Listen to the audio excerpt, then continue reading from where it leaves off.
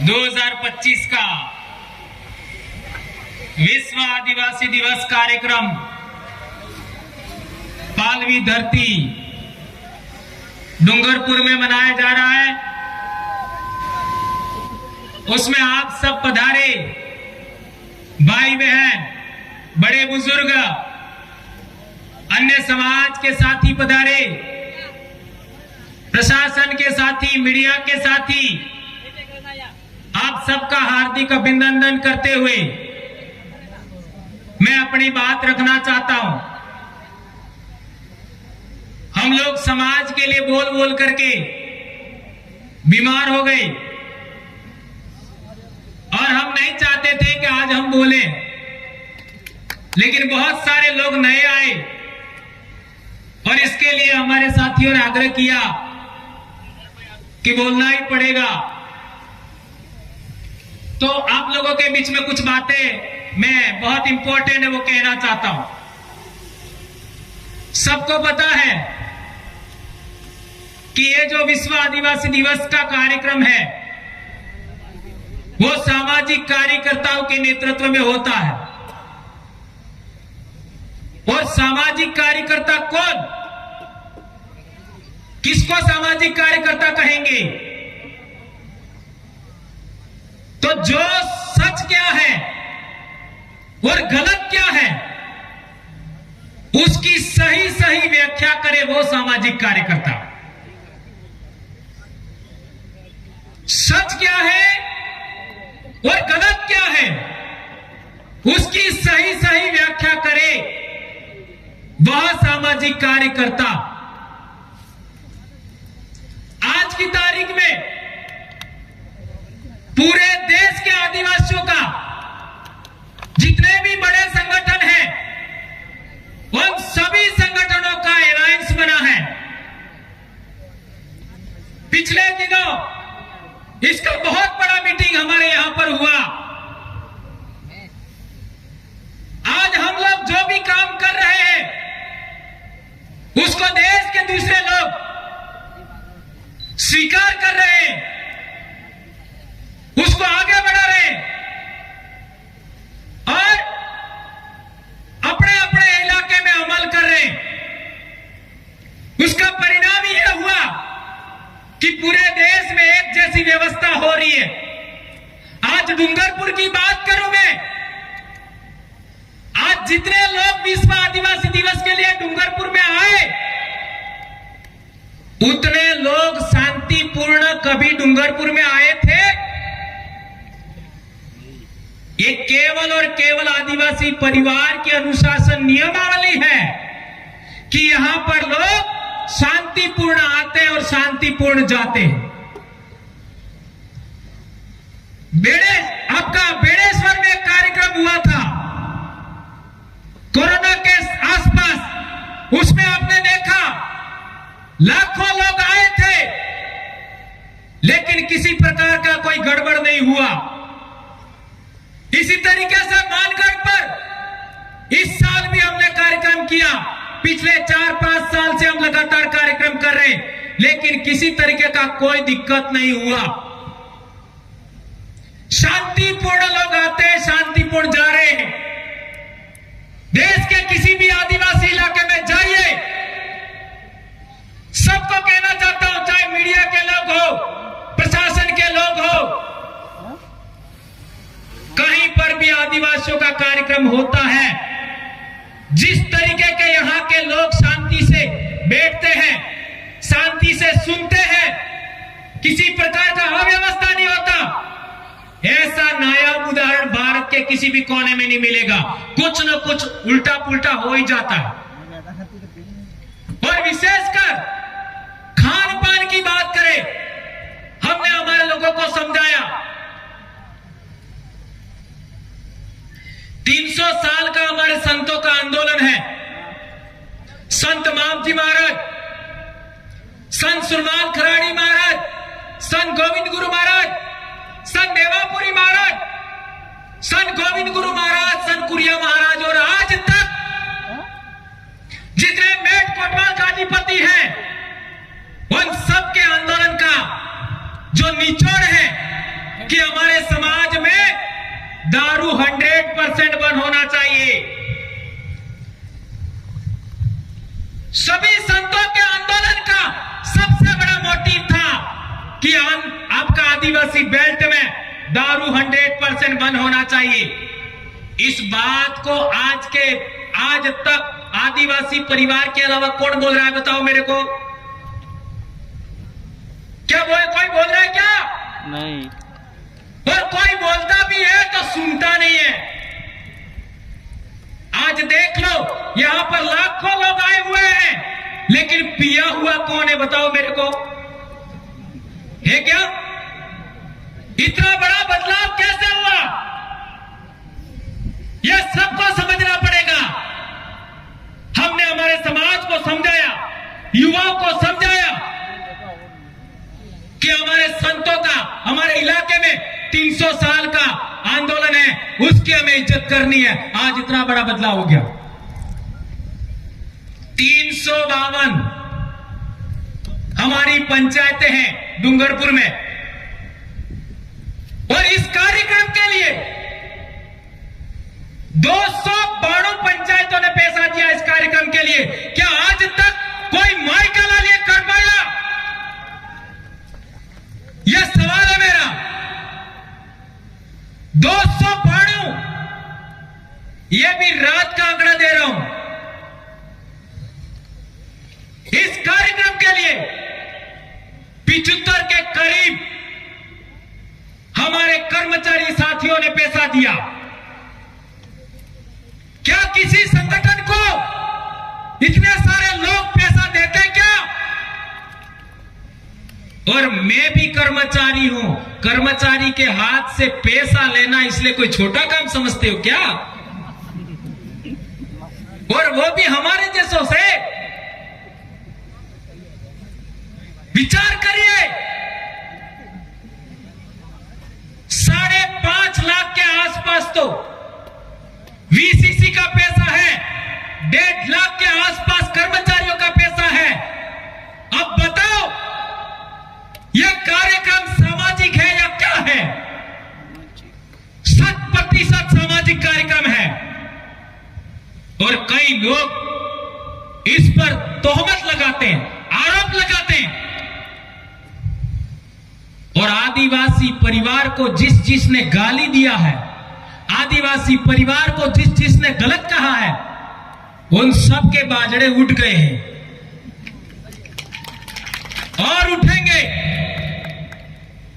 एक बात और बड़ी कहना चाहता हूं कि हम स्कूल में बच्चों को पढ़ाते हैं। अब जो स्कूल में पढ़ाते हैं वही समाज को पढ़ाओ तो लोगों को तकलीफ हो जाती है। स्कूल में पढ़ा सकते हो वो बात, लेकिन समाज को नहीं पढ़ा सकते, ये कौन सी बात हुई भाई? स्कूल में पढ़ा सकते हैं, जो किताब के अंदर पाठ में लिखा है वो समाज को मत पढ़ाओ। और समाज को पढ़ाते हैं तो आप सब समझते हो क्या कर रहे हैं। ये बात समझनी जरूरी है। ये मैं किताब लाया, ये 6ठी क्लास की किताब। इसमें आगे के 3 पाठ, 6ठी का ये किताब इस साल बंद कर दिया। आगे के 3 पाठ आदिवासियों से संबंधित है, ये इस साल बंद कर दिया। 10-12 साल से किताब चल रही है,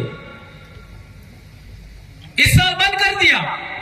इसमें पहले 3 से 4 पाठ आदिवासियों से संबंधित है।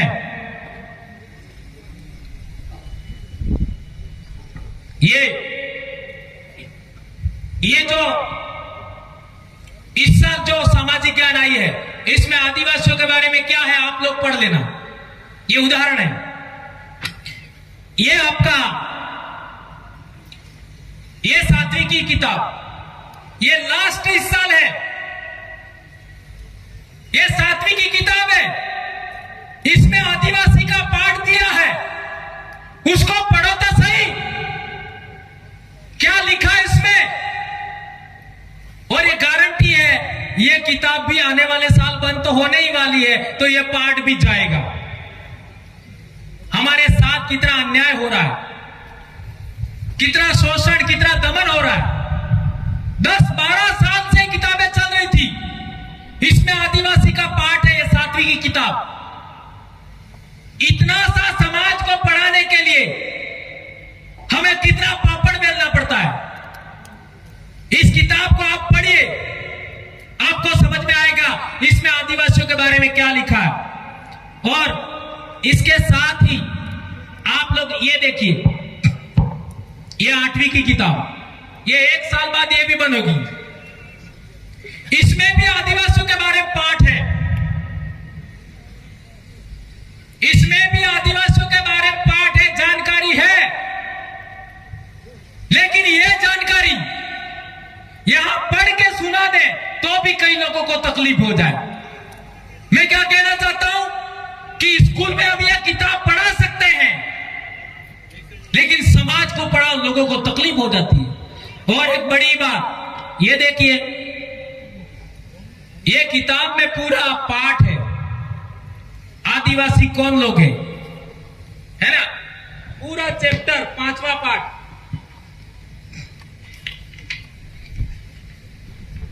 पूरा खोल के बताता हूं आपको। ये आदिवासी कौन लोग हैं, ये पूरा पाठ देखिए। ये एक पन्ने में सब कुछ लिखा हुआ है। जो बात आप सुनना पसंद नहीं करते हो या सुनना पसंद करते हो, दोनों सच्चाई इसमें लिखी हुई है। हमें कितना गुमराह किया हुआ है। अब यह बात पढ़ के सुना दो, कई लोगों को तकलीफ हो जाती है। किताबों में लिखा है, बच्चों को पढ़ा रहे, लेकिन समाज को पढ़ाओ तकलीफ हो जाती है। यह बात ध्यान रखनी है। और ये बातें हमको बहुत पहले पता था, इसलिए हम लोगों ने फैसला किया कि किताबें लिखनी चाहिए। अब यहां हनुमानगढ़ के साथी आए थे, डीपी शर्मा जी, उन्होंने किताब लिखा, उसमें बहुत बड़ी जानकारी है। 3 साल लगा उनको लिखने में। वो फर्स्ट आपका वहां टेंट लगा है, गेट के पास वहां लगी हुई है। कितने लोगों ने खरीदा? ये किताब अनिवार्य रूप से सबको खरीदनी है। उसमें बहुत सारी इंफॉर्मेशन है जो आपको एक किताब में नहीं मिलेगी। और वे भाई यहां पर कोचिंग इंस्टीट्यूट खोले, 13 तारीख को उनका उद्घाटन है, उसमें भी हमको आना चाहिए। हमारी पढ़ाई के लिए कोई भी काम करे, हमें उनको स्वीकार करना है। समाज के उत्थान के लिए भारत ही नहीं, पूरी दुनिया के अंदर आदिवासी संकट में है, और आदिवासियों को बचाने में थोड़ा बहुत भी कोई मदद करता है, हमें उनको स्वीकार करना है। और ये हमारे मीणा भाई जितेंद्र जी ने किताब लिखा, ये उस गेट पर है। ये किताब भी सबको पढ़नी चाहिए। ये पहली बार है कि हम आदिवासियों ने देश के निर्माण में क्या किया, ये इसमें लिखा है। ये दोनों किताबें आप खरीदेंगे ऐसी मैं आशा करता हूं। और 2018 में हमको पता था, 2018 में, कि हमारा संगठन कितना आगे बढ़ेगा, कैसे लोग रोक सकते हैं, ये हमको पहले पता था। और मैं बीमार था तो कितना बोल पाऊंगा ये मुझे पता नहीं था। ये तो जैसे तैसे आपने कहे लोचा पाली करी काम साले। तो हम लोगों ने, हमारा समाज कैसे चलेगा, ये बुक लिखा हमने। ये बुक लिखने वाला कोई और नहीं है, मैंने ही लिखा है। आदिवासी परिवार विजन बुक। आप लोगों को उसके आधार पर आगे बढ़ना है। लेकिन यह किताब हमने किसी को दी नहीं है, केवल लिख के रखी है। क्यों? क्योंकि कई सारे लोग ऐसे हैं जो हमारे बीच में आते हैं, लेकिन छोटी छोटी बातों में नाराज हो जाते हैं और फिर बात का बतंगड़ बना देते हैं। इसलिए बचने के लिए हम लोगों ने मात्र जिस दिन हम नहीं रहे, या फिर हम बोलना हम लोग बंद कर देंगे, उस समय ये किताब आपका मार्गदर्शन करेगी। इसलिए हम लोगों ने इस किताब को लिखा। आज विचार करिए, मैंने सबसे पहले बोला था कि सभी पंचायत यानी बीसीसी ने पैसा दिया, जोथरी 32 से 32 पंचायतों ने पैसा दिया, ताली बजाई उनके लिए। इसके बाद सिमलवाड़ा, बिच्छीवाड़ा, पाल देवल 100% सभी पंचायतों ने दिया, इतनी पंचायत समितियों का। और सबसे ज्यादा सहयोग राशि आई है वो सागवाड़ा से आई है, सबसे ज्यादा। केवल 3 पंचायतें बची हैं, वो भी रात का बात कर रहा हूं मैं, हो सकता है अभी आ गया हूं, मेरे को पता नहीं। केवल 3 पंचायतें सबसे ज्यादा, विचार करिए। और इसके बाद गामड़ियाहाड़ा केवल 3 का नहीं आया, लेकिन वो भी आ गया मुझे नहीं पता। चिखली केवल 5 का बाकी है, गलियाकोट केवल 5, डूंगरपुर केवल 8, दोवड़ा केवल 5, साबला में भी 7 से 8 और आसपुर में मात्र 10। विचार करिए, ये कोई किसी के घर नहीं गया, सब ऑनलाइन पैसा इकट्ठा हुआ समाज के लिए, तब जाकर के आपको मुफ्त में ये बोतलों में पानी मिल रहा है। आप इस छाया में बैठे, ये किसी नेताओं का या किसी बाहरी आदमी का पैसा नहीं है, समाज का पैसा है। और तो और जिस गांव में मेरी नौकरी है, वहां के लोगों ने 25-25 रुपया दिया है। किसी को लिस्ट चाहिए वो भी मैं दे दूंगा। वो डोला गांव जहां से हमारे नूतन पायहारी है, 75 से ज्यादा लोगों ने पैसा दिया। कई पंचायतें ऐसी हैं 15-15 हजार रुपया इकट्ठा हो गया, वो आप लोगों के लिए खर्च हो रहा है। हम लोग पूरा 15 नहीं लिया, केवल 2 लिया, और आपको लाने और ले जाने में खर्च कर रहे हैं। कितना बड़ा बात हो रहा है। और इस तरीके से ये सारा पैसा इकट्ठा हुआ है 6,21,000 केवल पंचायतों का, दूसरा सबका बाकी है। और ये हम क्या करना चाहते हैं?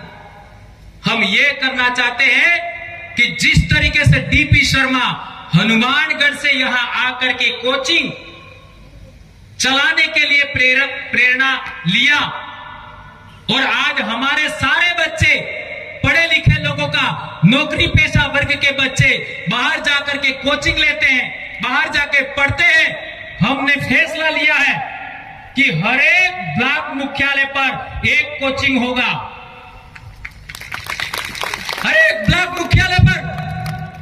डूंगरपुर में आज की तारीख में 12 ब्लॉक मुख्यालय है, तो 12 कोचिंग खुलेगी। और अभी परिसमन के बाद में 16 कोचिंग होने वाली है।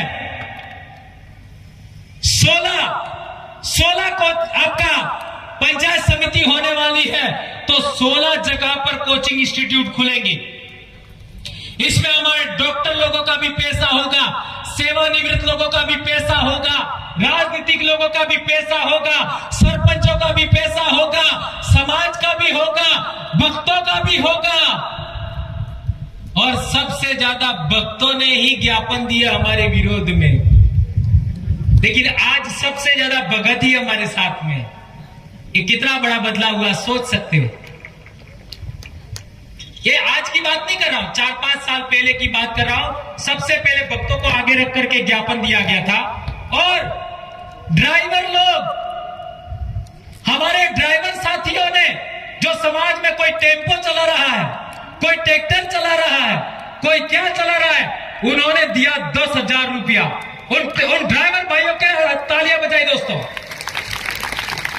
और जो लोग सोशल मीडिया पर काम करते हैं, कोई अहमदाबाद बैठा है, कोई सूरत बैठा है, कोई बॉम्बे बैठा है, उन लोगों ने भी 7,000 रुपया दिया है। ये कितनी बड़ी बात है दोस्तों। वो सभी गरीब बच्चे हैं। और हमारे 2-4 साथियों ने स्वेच्छा से 5-5 हजार दिया। उसमें 2 गलियाकोट के साथी हैं, एक हमारे गलंदर के साथी, एक बयोड़ा के साथी है, और एक आपका जो डीपी शर्मा जी है, उन्होंने भी 2100 रुपया दिया है। इसलिए दोस्तों, हम लोग समाज को आगे बढ़ाने के लिए बड़ा प्रयास कर रहे हैं कि हर कोचिंग, आपका हर ब्लॉक पर कोचिंग होना चाहिए। इसका हम लोग आगे बढ़ाना है। एक बहुत इंपॉर्टेंट बात, ये सारी बात तो ठीक है, होना चाहिए, ऐसा तो सब कहते हैं, लेकिन क्या सभी लोगों को हम स्वीकार कर ले, या फिर हमारे कार्यकर्ता किसको बनना चाहिए, उसकी रिक्वायरमेंट क्या है?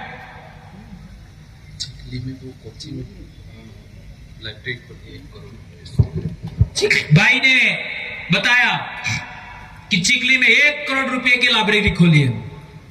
बहुत बड़ी बात है दोस्तों, 1 करोड़ है ना।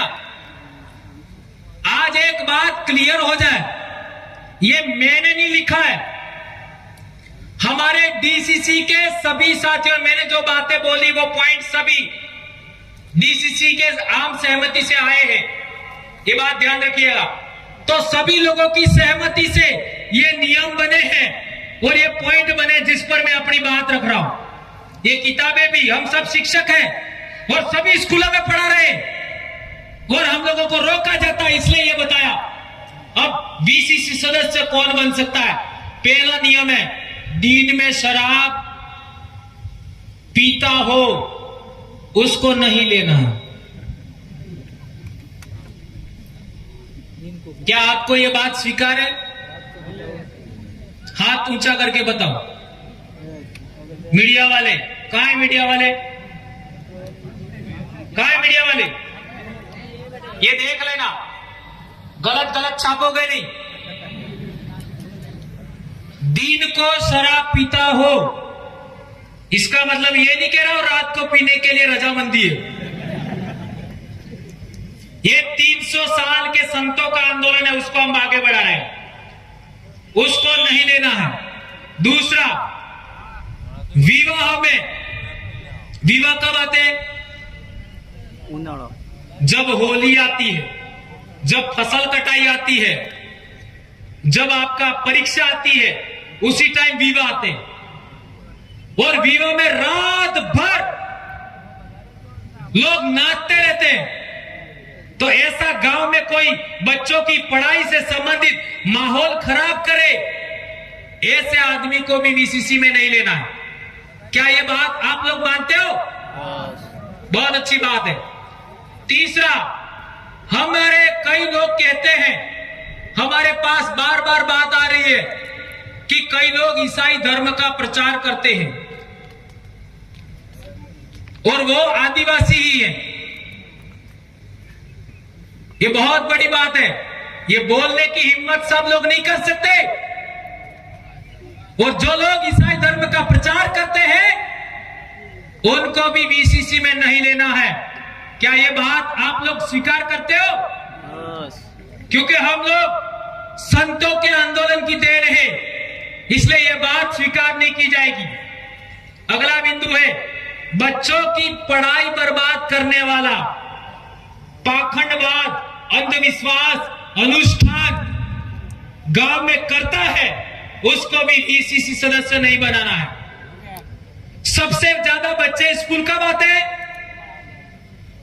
जुलाई, अगस्त, सितंबर, अक्टूबर। और इन 4 महीनों में जो पाखंड करता है, गांव में माहौल खराब करे, बच्चों की पढ़ाई बिगाड़े, उसको भी बीसीसी में शामिल नहीं करना है। अगला है 5वां, बाइक राइडिंग करता हो। अभी एक वीडियो आपका फोटो आया कि बाइक पर एक लड़का दारू की बोतल लेकर के फोटो आया है। क्या कर रहे हो? हमारी जिंदगियां बर्बाद हो गई। और ऐसे कुछ गलत लोग पूरे समाज को बर्बाद करते हैं, ये बात स्वीकार नहीं की जाएगी। बाइक राइडिंग के नाम पर कई सारे हमारे समाज के ऊपर आरोप लगते हैं। इसलिए ऐसे लोगों को नहीं लेना है। बर्थडे पर फिजूल खर्ची गड़ा खरा था जगह भी ने आई बाप ने धमकावी ने बर्थडे बनावे डीजे लावे ने तरगार थकी केक कापे है। ये हरामखोरी नहीं चलेगी। अब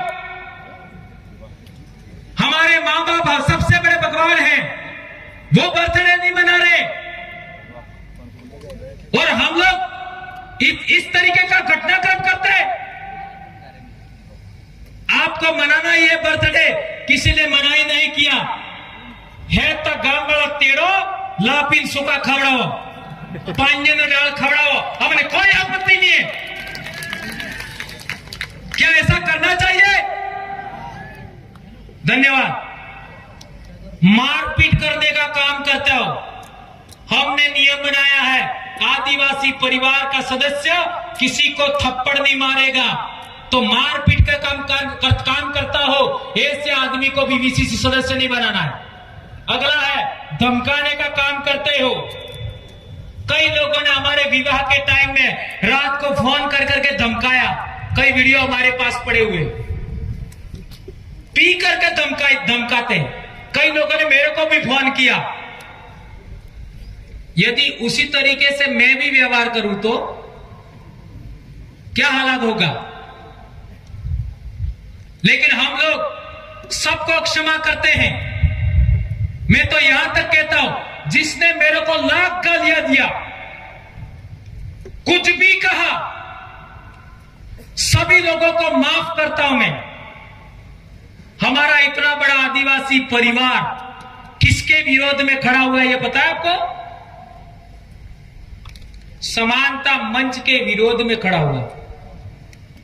सही कह रहा हूं गलत कह रहा हूं? और समानता मंच के संयोजक आज यहां से बोल गए। ये कितना भारी बदलाव है, ये बहुत बड़ी बात है दोस्तों। काकरा थकी काकरो टकरावा थकी आग लगे। इंसान को यहां से बदलना पड़ता है। हमारे देश में समाज सुधार की परंपरा रही है। गौतम बुद्ध ने इंसान को, गाली देने वाले को, मारपीट करने वाले को अहिंसा का संदेश दिया तो पूरी दुनिया में बौद्ध धर्म गया। वही फार्मूला आगे बढ़ा रहे। मारपीट किसी समस्या का समाधान नहीं है, किसी को धमकाना किसी समस्या का समाधान नहीं है। हमारे देश में समाज सुधार की परंपरा रही है, सुधारने का काम है, वो आगे बढ़ाना है, किसी को मारने पीटने का काम आगे नहीं बढ़ाना है। एक बार और हमारे ऊपर आरोप लगते हैं, कई लोग जो सड़कों पर लोग पत्थरबाजी करते हैं तो वो लोग हमारे से जोड़ देते हैं। जितने गिरफ्तार हुए लोग पत्थरबाजी के लिए वो सभी हमारे से जुड़े हुए नहीं थे, नहीं थे। ये दूसरे विरोधी लोग ऐसे बच्चों को थोड़ा सा पैसा दे करके, खाने पीने का दे करके, डीजल का दे करके, मोबाइल का रिचार्ज करवा करके इन बच्चों से ऐसा करवाते हैं। तो जो लोग ऐसा बच्चे गांव में करते हैं उनको भी वीसीसी सदस्य नहीं बनाना है। और एक बात, सोशल मीडिया पर गलत टिप्पणी करते हो उनको भी वीसीसी में नहीं लेना है। और एक और बड़ी बात, लाख समझाने के बावजूद, ध्यान रखो बहुत बड़ी बात है, लाख समझाने के बावजूद, इतने कार्यक्रम करने के बावजूद जो लोग दलाली और गुलामी से बाज नहीं आ रहे उन लोगों को भी वीसीसी में नहीं लेना है। ये बात ध्यान रखिए। और एक बड़ी बात, भीली संस्कृति सबसे महान है, इसका मतलब यह नहीं है एकमात्र भीली संस्कृति सबसे महान है। आदिवासी संस्कृति यानी मुंडा संस्कृति, उरांव संस्कृति, संथाल संस्कृति, गौड़ संस्कृति पूरे देश के ही नहीं पूरी दुनिया के आदिवासियों की संस्कृति सबसे ज्यादा महान है। और आदिवासियों की संस्कृति में जियो और जीने दो, वसुधैव कुटुंबकम, सर्वे भवन्तु सुखिनः, ये सारे जीवन मूल्य, शांतिपूर्ण सहअस्तित्व, अहिंसा, सबकी सहमति से निर्णय लेना, ये सारे जीवन मूल्य है। ये बीनी संस्कृति का आचरण नहीं करता हो, बीनी संस्कृति को छोड़ चुका हो, बीनी पूजा पद्धति को छोड़ चुका हो, बीनी विवाह पद्धति को छोड़ चुका हो, ऐसे लोगों को भी वीसीसी में नहीं लेना है। ये बात आप सबके बीच में कहना चाहता था। और एक अंतिम बात, हमारा समाज आज में जीता है, इसलिए एक गंभीर बात याद रखना, कल तक क्या हो गया उस पर ज्यादा हम लोगों को दिमाग खपाना नहीं है, क्योंकि सबसे ज्यादा भारत में संकट में कोई है तो वो आदिवासी है। कैसे उदाहरण दूं? सबसे ज्यादा कार्यक्रम करने के लिए परेशान किसको किया जाता है? आज 10-10 किलोमीटर पर बैरिकेडिंग किसने लगाया था? किसके लिए लगा था? आदिवासियों के लिए। क्या ऐसा आप लोगों ने, इतनी उम्र हो गई, कोई 50 साल का है, कोई 40 साल का है, कोई 20 साल का है, कोई 30 साल का है, कभी ऐसा देखा? केवल आदिवासियों के कार्यक्रम में ऐसा होता है।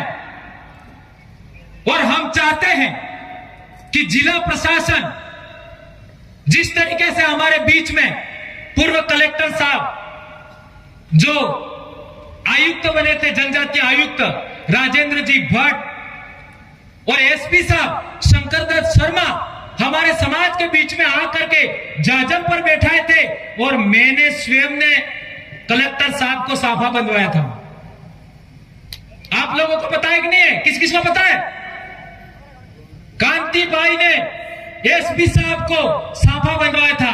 वे बोले थे इसी तरीके का हम भी चाहते हैं कि यहाँ एसपी साहब और कलेक्टर साहब भी आकर के अपनी बात रखें। इस तरीके का हम काम करना चाहते हैं। तो सभी प्रशासन के साथी, चाहे वो पुलिस के हो, चाहे आपका मीडिया के हो, चाहे आपका रेवेन्यू डिपार्टमेंट हो, चिकित्सा डिपार्टमेंट में हो, पंचायत राज डिपार्टमेंट हो, हमारा शिक्षा विभाग हो, सबको समाज का साथ देना चाहिए, ये हम लोग कहना चाहते हैं।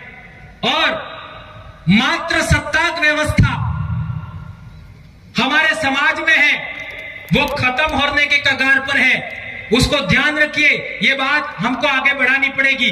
और सत्यमेव जयते, हमारा आदिवासियों का सबसे बड़ा साम्राज्य था जिसको मौर्य साम्राज्य कहते हैं, उसका मोटो था सत्यमेव जयते। और आज सबसे ज्यादा कठिन है सच बोलना। सच बोलोगे संकट में आ जाओगे, झूठ बोलोगे बल्ले बल्ले हो जाएगी। ये है। तो बातें बहुत सारी है, लेकिन एक इंपॉर्टेंट बात, हम लोग एक इंपॉर्टेंट काम और भी करना चाहते हैं। हर एक वीसीसी का, ये आने वाले साल होना चाहिए, हर एक वीसीसी एक पहाड़ी गोद लेवे। कितना? एक पहाड़ी। एक साल में 352 पहाड़ी गोद लेंगे, और उस पर हम लोगों को विश्व आदिवासी दिवस से पहले वृक्षारोपण करने के बाद यहां पर आना है। जलवायु परिवर्तन को रोकने के लिए, प्रकृति को बचाने के लिए यह काम करना है। आप लोग क्या इस बात को करेंगे? आने वाले साल ये करना है। हर एक वीसीसी एक पहाड़ी गोद लेगा, और इस पर वृक्षारोपण करने के बाद विश्व आदिवासी दिवस कार्यक्रम में आना है। ये बात कहते हुए मैं अपनी बात समाप्त करता हूं, और आप लोगों ने मेरी बात को सुना, इसके लिए आप लोगों का धन्यवाद, आभार। और एक अंतिम में नारा बोलना चाहूंगा, आप लोग मेरा साथ देंगे। जय जोहार का नारा है, भारत देश हमारा है। जय जोहार का नारा है, जय जोहार का नारा है,